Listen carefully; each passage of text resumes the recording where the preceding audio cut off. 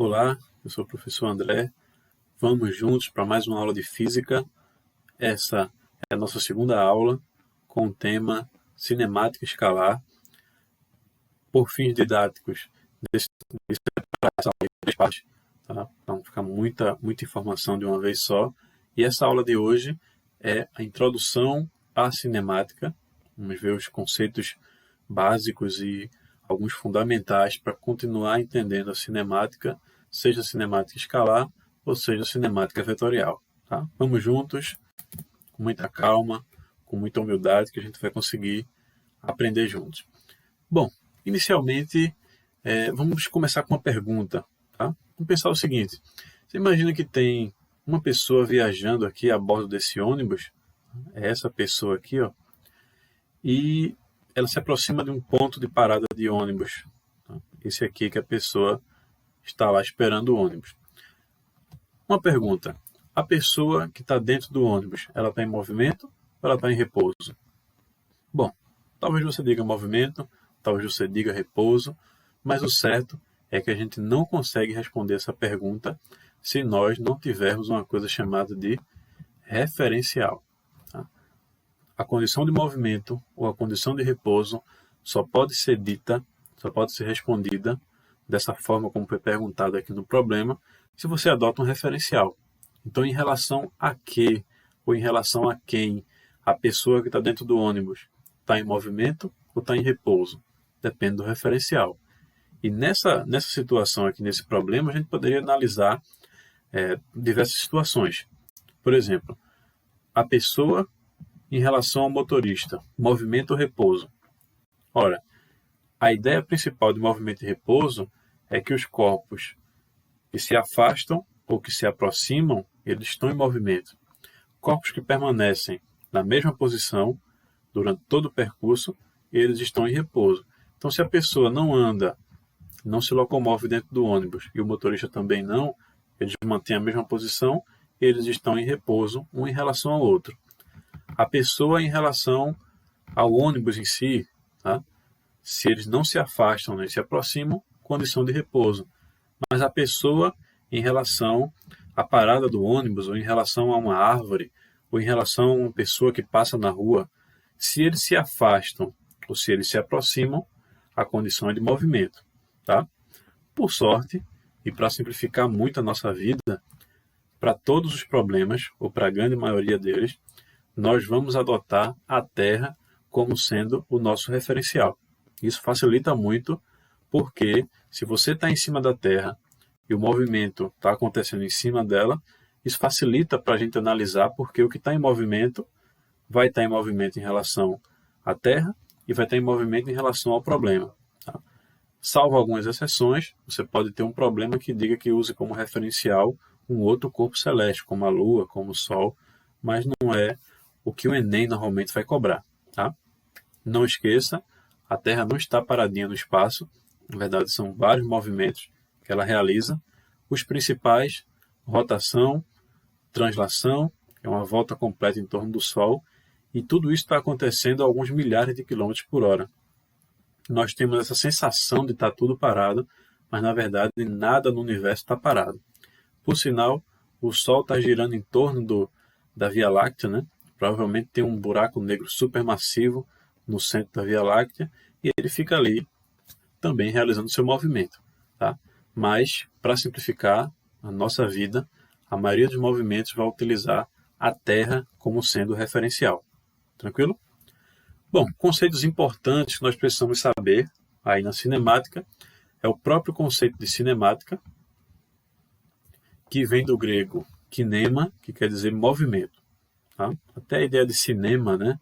As primeiras projeções de cinema pegavam imagens, né, tiradas em sequência, e aí colocavam essas imagens para rodar ali no projetor, e aí devido à persistência da visão, né, que é uma característica que a nossa visão tem de manter a última coisa que foi visualizada por alguns milissegundos antes de mudar a imagem, a gente tem essa sensação de movimento no cinema.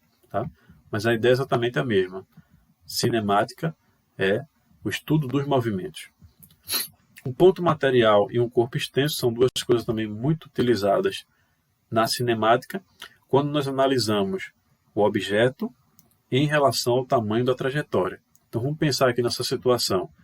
Imagina aqui que a gente tem um carro numa estrada e aí esse carro está realizando um percurso de 300 km.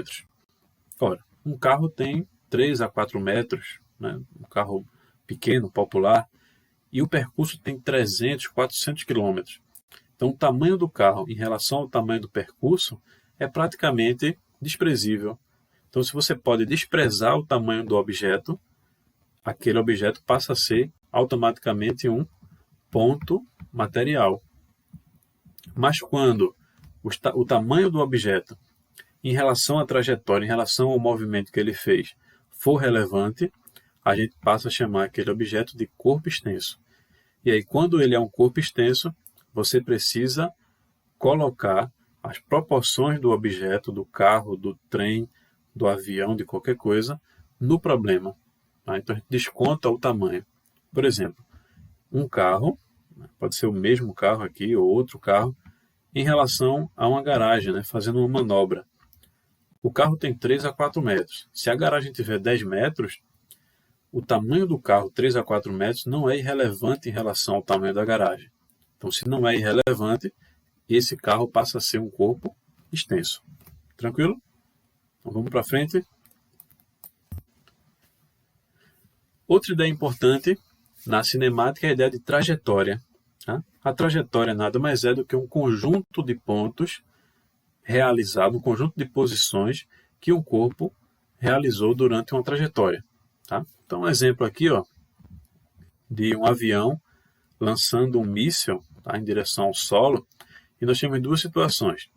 Imagine que nós temos aqui um observador B, que está no solo, e vamos pensar no observador A, que seja o piloto do avião, por exemplo. Eles vão ver coisas diferentes em relação ao lançamento dessa bomba no solo. Tá? A pessoa B, se a gente tivesse aqui 5 instantes diferentes, ela veria, no primeiro instante, T1, a bomba dessa forma aqui, saindo do avião. No instante T2, a bomba está mais um pouco abaixo, já caiu um pouco. No instante T3, no instante T4 e no instante T5, a bomba atinge o solo. Portanto, se a gente liga com uma linha todos esses pontos aqui que ela conseguiu visualizar, ou que de repente ela conseguiu fotografar, né, em 5 segundos diferentes, em 5 instantes diferentes, a trajetória será essa linha curva, tá? Que mais na frente a gente vai ver que é um lançamento do tipo oblíquo. Tá? A gente analisa esse lançamento na vertical, em Y, e analisa esse lançamento na horizontal, em X. Tá? Então a pessoa veria isso. Mas um observador A dentro do avião não veria exatamente essa trajetória curva. Veria apenas uma linha reta em direção ao solo. Então, dependendo também do referencial, a trajetória pode mudar. Tá? Então, a trajetória é a linha que representa, que liga todas as posições que um móvel descreveu durante a sua trajetória.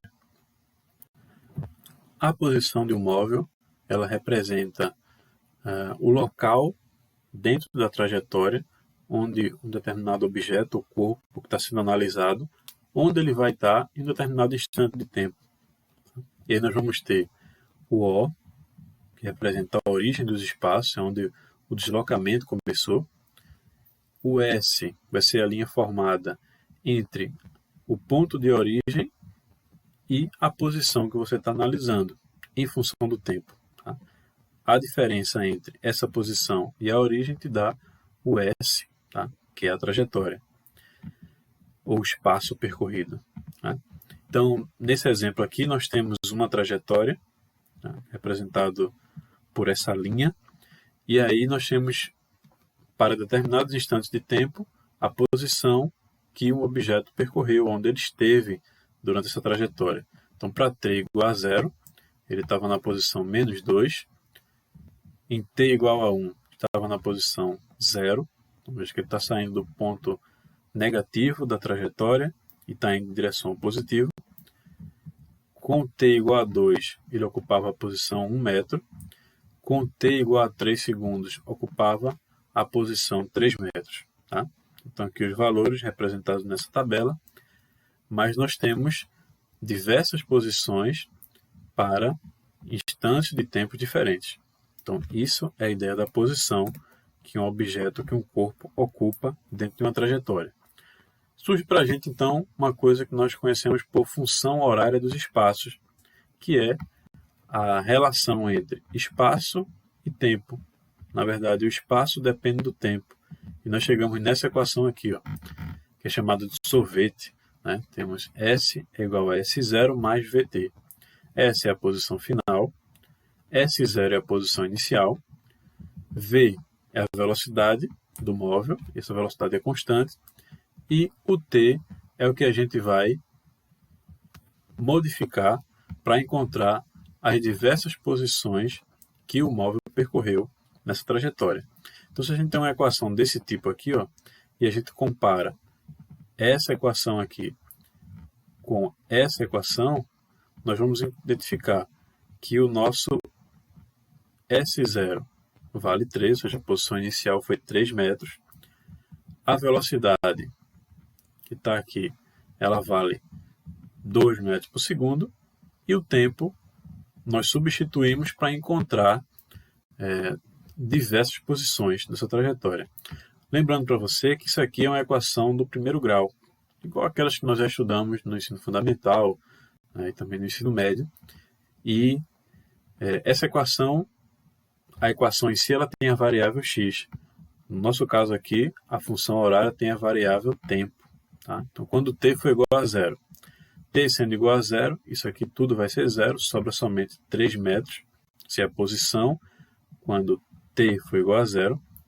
Quando t for igual a 1, substituindo 1 aqui, ficamos com 2 vezes 1, 2, mais 3, 5 metros. T igual a 2, 2 vezes 2, 4, mais 3, 7 metros. Então, em função da variação do tempo, vamos encontrar posições diferentes. Tá? Essa é a função horária dos espaços. E quando ela aparece desse jeito aqui na questão, facilita muito a nossa vida. Tá? A coisa fica muito mais simples.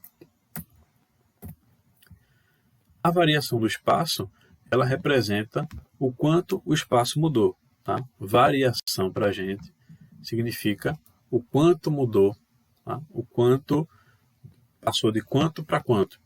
Então, representamos a variação por esse símbolo aqui, ó, que é o delta.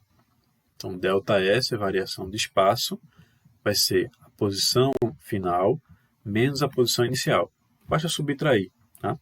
Porque pensa comigo, tu começou a trajetória na origem dos espaços, então posição 0, e chegou até a posição 20. Então, quanto você andou nessa trajetória? 20 metros. Mas se você não começa no zero, então você tem que pegar o valor de onde você começou e subtrair lá do final.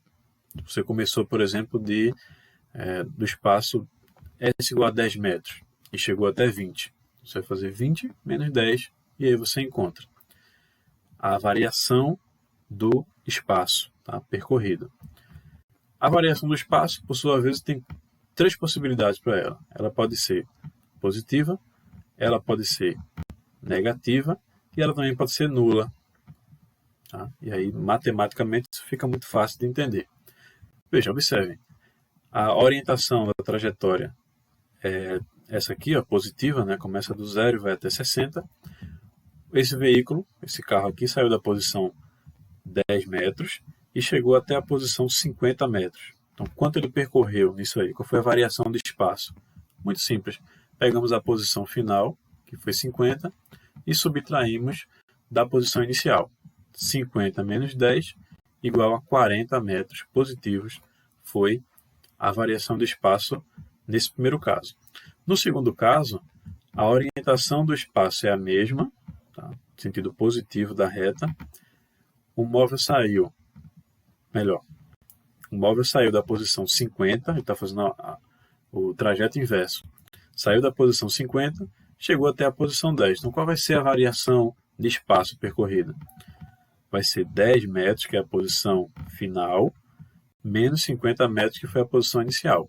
10 menos 50 dá para a gente menos 40. Então, a variação foi negativa. Tá? em função do deslocamento ter sido contrário à orientação dada para o espaço, que era exatamente o contrário do movimento do carro. E também tem o caso da variação ser nula. Mas como é que é nula? O móvel saiu de um ponto, percorreu um espaço e voltou para o mesmo ponto. Então, qual vai ser a variação de espaço percorrida? 0. Se ele saiu do ponto 10 e chegou ao ponto 10, 10 menos 10, ficamos com a variação nula, ou seja, a variação foi 0. Mas quer dizer que ele não andou? Não, ele fez um percurso, só que o espaço não variou, porque ele foi e voltou para o mesmo ponto. Então dizemos que a variação de espaço foi nula. A velocidade escalar é uma outra grandeza muito importante que surge da ideia de o quão rápido um objeto, um carro, uma partícula, qualquer coisa pode ser. Tá? Se você tem um espaço conhecido, um intervalo de posições conhecidas, sabe que, por exemplo, de uma cidade A para a cidade B você tem 10 km de distância. Se eu faço os 10 km num tempo curto, é sinal de que a minha velocidade foi alta. Se eu faço os 10 km num tempo maior, é sinal de que a minha velocidade foi baixa. Tá? Então isso vem da ideia de quê? Que nós relacionamos o espaço percorrido, ΔS, pelo intervalo de tempo que esse espaço levou para ser percorrido. Quando nós dividimos ΔS por ΔT, surge essa grandeza que é a velocidade média. Esse delta nós já conhecemos, é só fazer posição final menos posição inicial, e o ΔT vai ser tempo final menos o tempo inicial. Tá? A velocidade escalar média, ela é a média das velocidades do corpo durante o movimento. Tá? Ela não vai ser a velocidade do movimento inteiro, é uma média.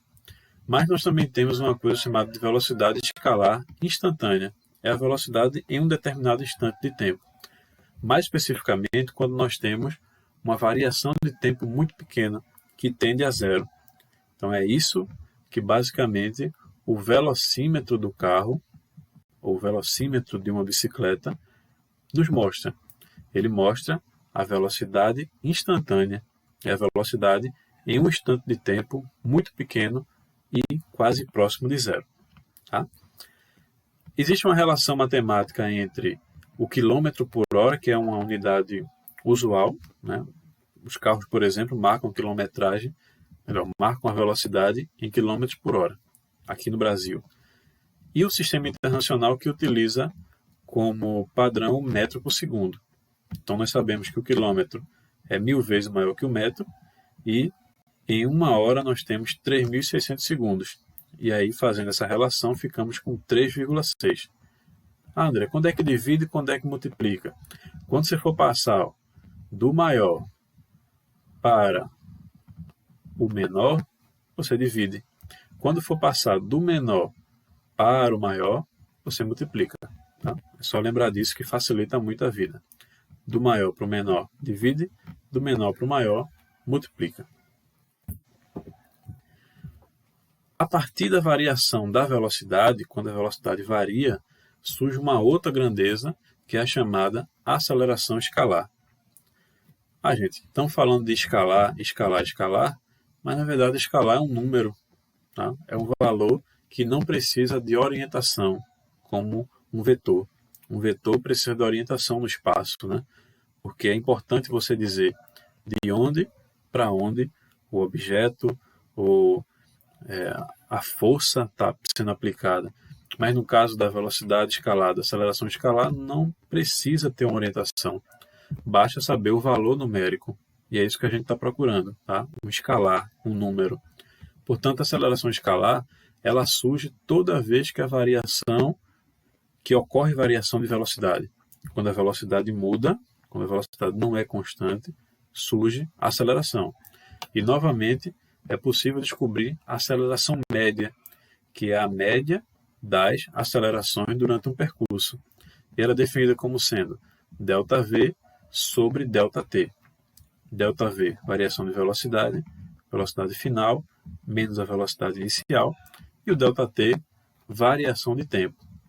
Tempo final menos o tempo inicial. Também existe a chamada aceleração escalar instantânea, que é igual à velocidade escalar instantânea, a aceleração para um instante de tempo muito pequeno que tende a zero. Tá? Seria naquele instante exatamente. Unidades usuais para a aceleração escalar pode ser o quilômetro por hora, pode ser o quilômetro por hora ao quadrado, quilômetro por hora por segundo, porém, para nossos problemas, nós vamos utilizar essa relação aqui, ó, que é o metro por segundo ao quadrado. Que significa o quê? Que a velocidade está mudando em metro por segundo a cada segundo. Então, ficamos com segundo ao quadrado. Certo? Não confunde com velocidade, que é somente metro por segundo. Né? É distância sobre tempo. Metro por segundo. Aqui nós temos velocidade sobre o tempo. Metro por segundo por segundo. Isso dá metro por segundo ao quadrado. Quando nós começamos a analisar os movimentos, nós nos deparamos com 4 situações diferentes. O movimento ele pode ser progressivo ou pode ser retrógrado. O movimento pode ser acelerado ou retardado. 2 dessas características, que são o movimento progressivo e retrógrado, estão ligados à velocidade, enquanto que o movimento ser acelerado ou retardado está ligado à combinação entre velocidade e aceleração. No caso do movimento ser progressivo ou retrógrado, nós olhamos apenas para a velocidade.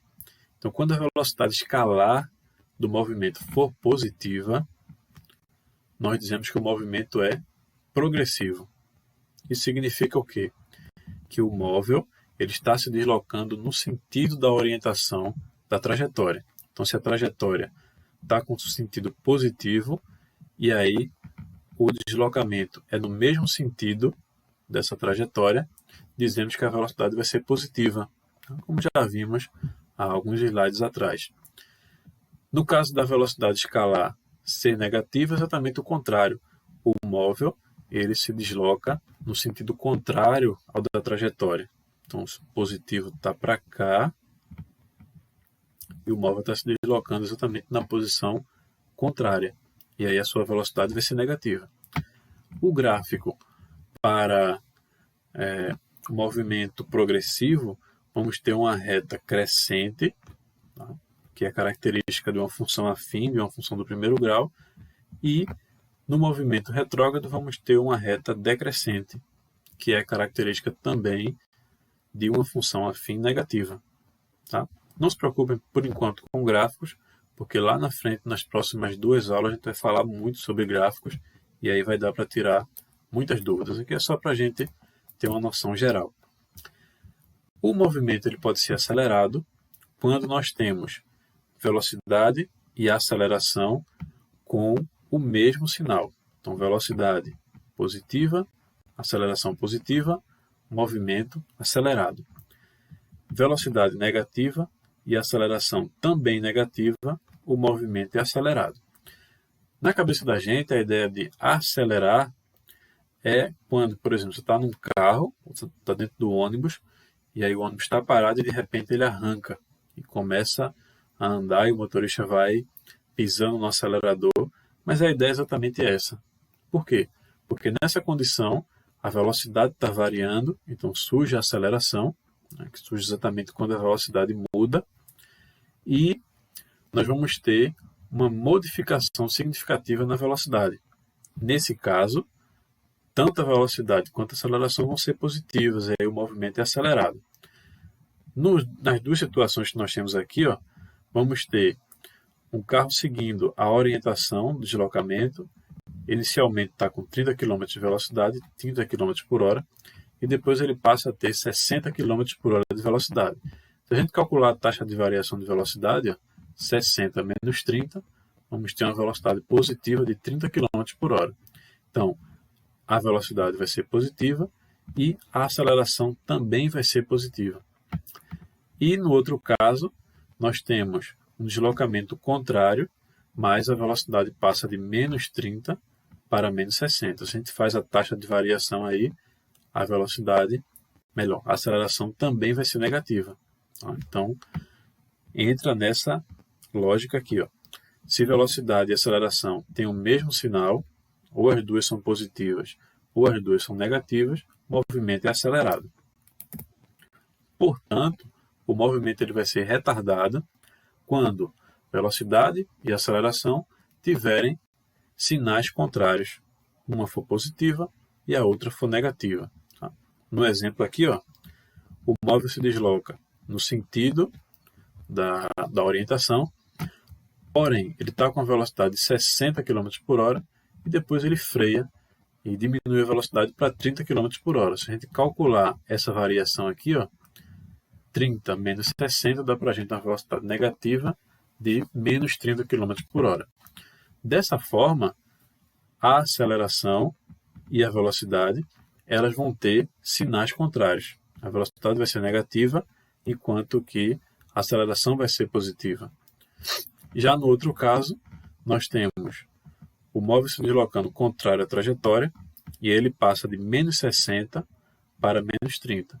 Calculou a taxa de variação aqui, nós vamos ter final menos 30, menos 60, isso dá menos 30 mais 60, dá uma velocidade positiva de 30 km por hora. No caso aqui, nós vamos ter o veículo freando, aceleração negativa, enquanto que a velocidade é positiva. Então, podemos dizer que o movimento ele é retardado. Então, o movimento ser retardado, a velocidade e a aceleração têm sinais contrários. Se uma for positiva, a outra vai ser negativa e vice-versa. E nessa tabelinha, para a gente finalizar a aula, vamos relacionar as duas condições para a velocidade, o movimento ser progressivo ou ele ser retrógrado, e para a aceleração ele ser acelerado e ser retardado. Tá? Na verdade, essa última condição depende dos dois. Mas a gente vai poder dizer se o movimento ele é progressivo, retrógrado, acelerado ou retardado, as duas condições ao mesmo tempo. Então, inicialmente, nós temos uma velocidade positiva, tá, para um determinado deslocamento, e a aceleração também é positiva. Ó, se a velocidade é positiva, nós sabemos que o movimento ele é progressivo. Enquanto que velocidade e aceleração têm o mesmo sinal, movimento acelerado. Então, portanto, nós temos um movimento progressivo e acelerado. Pensar agora na situação em que nós temos velocidade positiva, aceleração negativa. Velocidade positiva, já sabemos que o movimento vai ser progressivo. Porém, nós temos velocidade e aceleração com sinais contrários. Automaticamente, o movimento passa a ser progressivo e retardado. Mudou a situação. Agora, o contrário, nós temos a velocidade negativa e a aceleração positiva. Se a velocidade negativa, o movimento não é mais progressivo, ele é retrógrado, e nós temos novamente velocidade e acelerações com sinais contrários. Automaticamente o movimento é retrógrado e é retardado. Tá? E a última situação nós temos tanto a velocidade quanto a aceleração negativa. Se a velocidade é negativa, o movimento ele é retrógrado. E se a velocidade e a aceleração têm o mesmo sinal, nós temos um movimento acelerado. Portanto, movimento retrógrado e acelerado. Ok, gente? Espero que tenham gostado da aula, tenham conseguido compreender. Amanhã eu posto mais uma aula, tá? Que é a aula de movimento uniforme.